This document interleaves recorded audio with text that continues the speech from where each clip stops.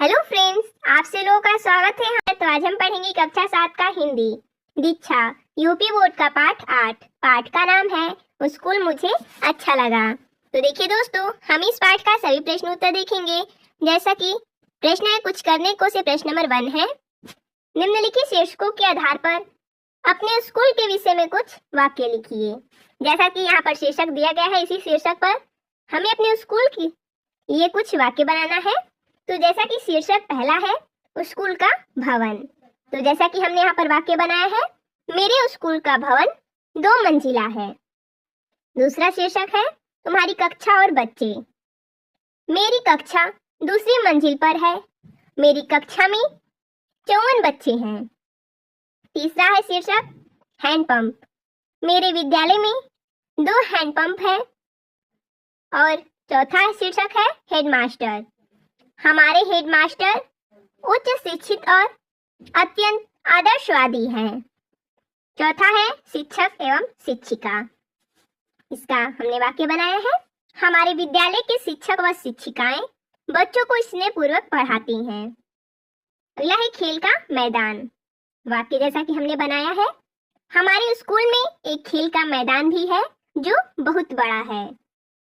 अगला है दोपहर का भोजन। जैसा कि हमने वाक्य बनाया है, हम दोपहर का भोजन 12:30 पर करते हैं। अगला शीर्षक है पढ़ना लिखना।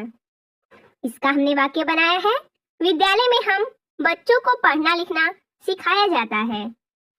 अगला प्रश्न है कहानी से। प्रश्न नंबर 1 है, नए स्कूल का गेट कैसा था और गेट को देखते ही तोतो चांद ने क्या कहा?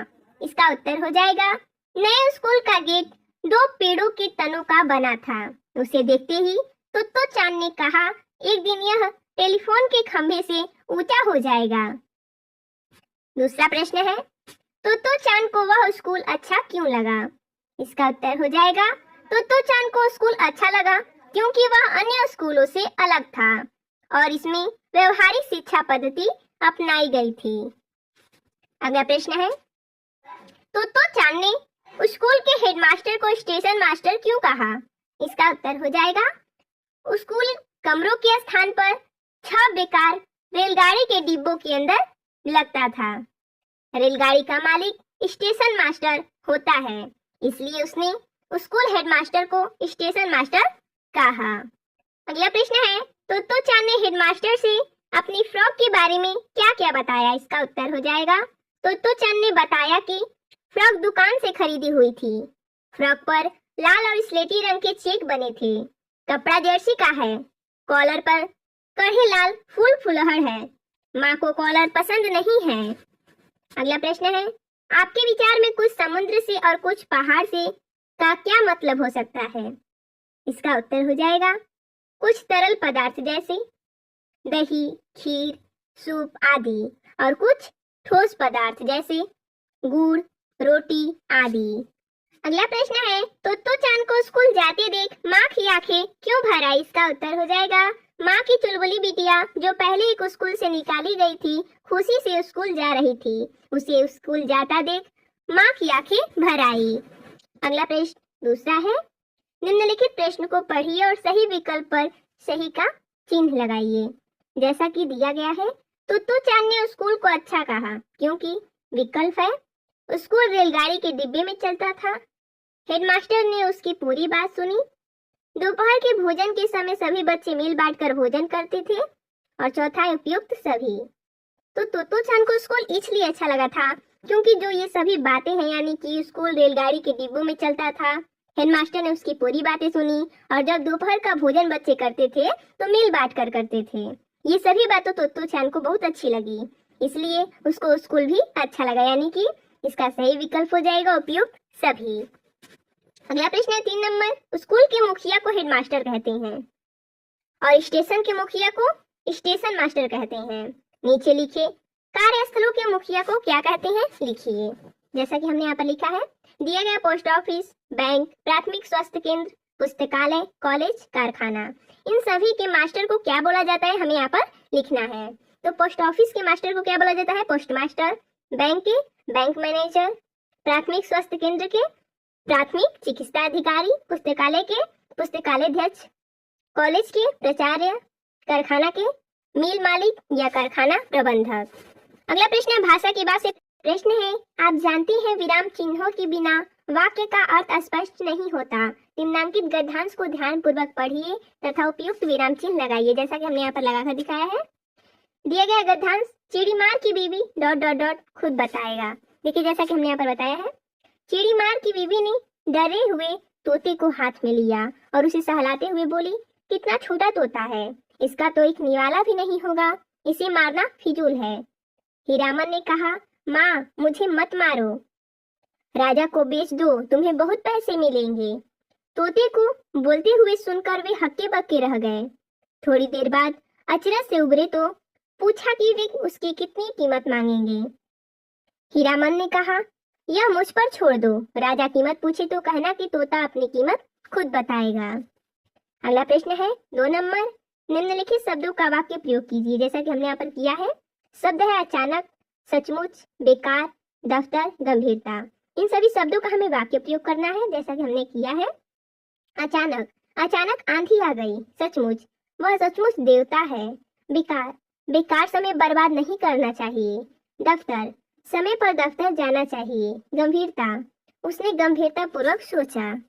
अगला प्रश्न है 3 नंबर, नीचे दिए गए शब्द समूह में से एकार्थी तथा अनेकार्थी शब्दों को अलग अलग छांटकर लिखिए। देखिए जैसा कि एकार्थी शब्द है दरवाजा, दावत, खिड़की, मेज, कुर्सी। अनेकार्थी शब्द है अंक, पत्र, मान, सोना, दल, कुले, नाना, पद, वड़, वर, कच्छा, पक्ष, जैसा कि हमने यहाँ पर छाट कर दिखाया है। अगला प्रश्न है 4 नंबर, नीचे लिखे शब्दों में से भाववाचक संज्ञा शब्दों को छाटकर अलग कीजिए। जैसा कि भाववाचक संज्ञा है अच्छाई, कोमलता, थकावट, बुराई, गुलाबीपन, कठोरता, सहजता, समानता, भावुकता। ये सब क्या है? भाववाचक संज्ञा है। अगला प्रश्न है, इस पाठ से आपने क्या नया सीखा? तो हमें इसमें बताना है कि हमने इस पाठ से क्या नया सीखा है। इसका उत्तर हो जाएगा, बच्चों को यदि सहजता से प्राकृतिक वातावरण में पढ़ाया जाए तो बच्चों की पढ़ाई में दिलचस्पी बढ़ती है। उनसे यदि शिक्षक शिक्षिका स्नेह से पेश आए तो वे अपने विद्यालय और घर में कोई अंतर नहीं समझते और खुशी खुशी विद्यालय जाती हैं। अगला प्रश्न 6 नंबर है, इस पाठ के आधार पर 2 सवाल आप भी बनाइए, जैसा कि हमने यहाँ पर सवाल बनाया है। पहला है, स्कूल में बच्चों की कक्षा कहाँ थी? दूसरा, तुत्तू चांद के पिता कौन सा वाद्य यंत्र बजाते थे? हमने यहाँ पर प्रश्न बनाया है 2 ठो। अगला है, लेखिका ने इस पाठ का नाम स्कूल मुझे अच्छा लगा रखा है। आपको इस पाठ का नाम रखना हो तो क्यों रखेंगे और क्या रखेंगे? तो इसका उत्तर हो जाएगा, अगर हमें इस पाठ का शीर्षक अगर यहाँ पर लिखना रहेगा पाठ का नाम, तो हम लिखेंगे अनोखा स्कूल, क्योंकि उस स्कूल में बच्चों को रेलगाड़ी के डिब्बे में पढ़ाना सचमुच एक अनोखा प्रयोग था। अगला है, यह भी करें। प्रश्न 1 है, नीचे दिए गए चित्र को ध्यान से देखें। बच्चे और उसके पिता के बीच में कृषि तथा पर्यावरण को लेकर क्या क्या बातचीत हो रही है, पुस्तिका में अपने शब्दों में लिखिए। चलिए चित्र देखते हैं। यहाँ पर देखिए चित्र दिया गया है, आप देख सकते हैं। इसका उत्तर हो जाएगा बच्चा। पिताजी, हमारे घर के आसपास तो इतने सारे पौधे हैं, फिर आप एक और पौधा क्यों लगा रहे हैं? पिता, बेटा, हमारे आसपास वृक्ष जितने अधिक हो हमारे लिए उतना ही फायदा है। बच्चा, वृक्षों के अधिक से हमारा क्या फायदा है? पिता, बेटी, वृक्ष हवा को शुद्ध बनाते हैं, वे वातावरण से कार्बन डाइऑक्साइड अवशोषित कर हमें ऑक्सीजन देती हैं। वृक्षों से हमें फल फूल लकड़ी मिलती है, तरह तरह की औषधियाँ भी मिलती हैं। वृक्ष हमें जीवन प्रयत्न कुछ न कुछ देती हैं और मृत्यु के बाद भी वे हमसे कभी कुछ भी नहीं लेते। बच्चा, मैं समझ गया पिताजी, अब मैं प्रत्येक त्योहार या कोई भी अवसर हो 5-5 वृक्ष अवश्य लगाऊंगा, ताकि हमारे आसपास वृक्षों की कमी कभी न हो। तो देखिए दोस्तों, इसमें इतना ही प्रश्न दिया था। तो मिलते नेक्स्ट वीडियो में, तब तक के लिए धन्यवाद दोस्तों।